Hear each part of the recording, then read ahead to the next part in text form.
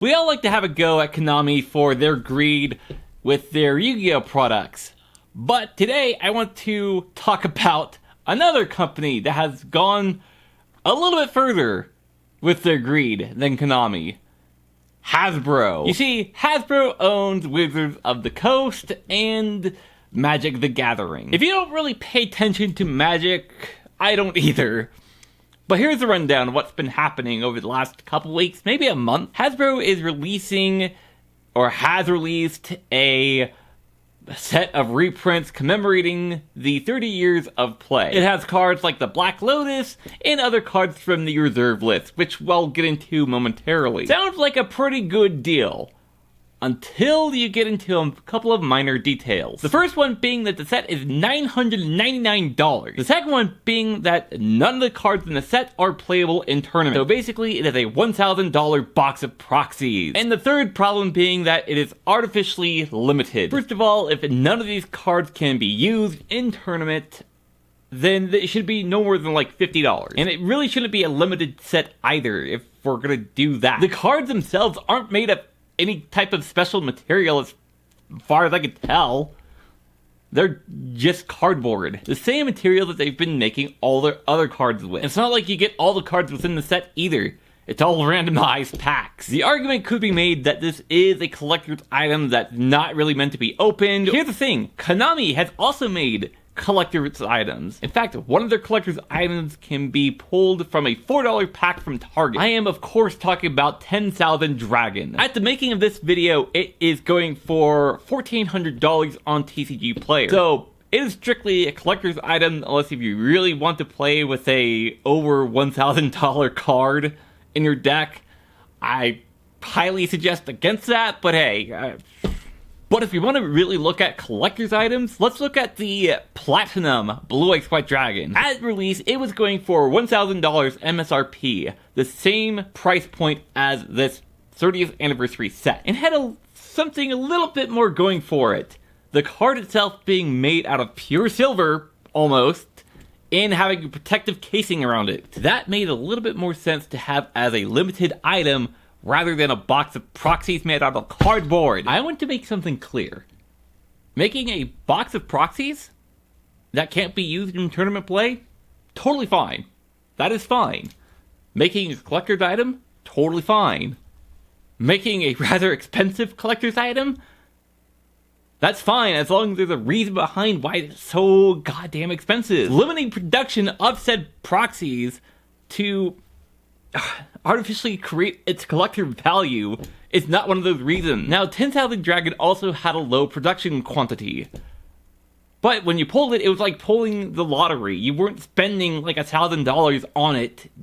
You were pulling it from a pack, unless if you were someone who spent $1,000 buying it from someone else, but that's between two people on the secondary market. And the only real problem with 10,000 Dragon was, well, pulling it. There's probably been a few people buying a few too many boxes trying to pull this card. Now, there's definitely an argument that can be made against Konami and 10,000 Dragon. I would definitely like to hear your thoughts about that down below. And like I said about Platinum Blue Eyes, it had something special going for it.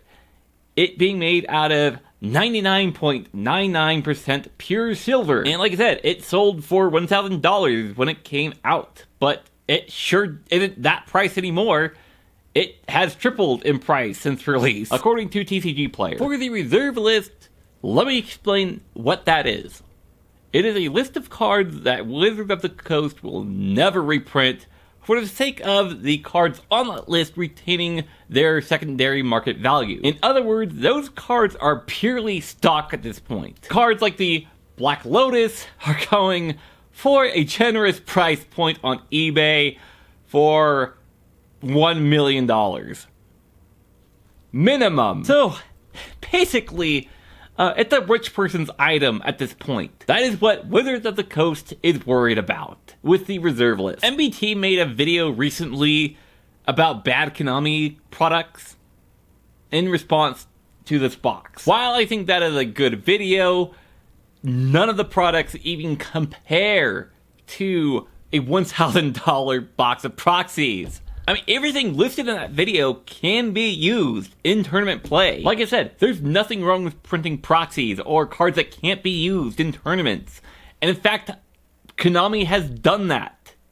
And I even have some of them. The issue is that Wizards of the Coast is more interested in money and creating yet another collector's item for rich people to go fuck around with. Bank of America even came out with a statement saying that Hasbro was ruining the game with this box of proxies. I don't pay attention to Magic that much, and the only reason why I even know about this is because of another video I saw called The Little Deaths of Magic the Gathering. From what I've read up on, this box is not the only thing that's leaving a bad taste in players' mouths.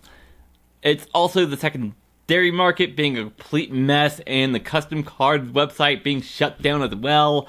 A bunch of a number of other things that I can't remember. And the fact that other communities outside of MTG, like Yu-Gi-Oh!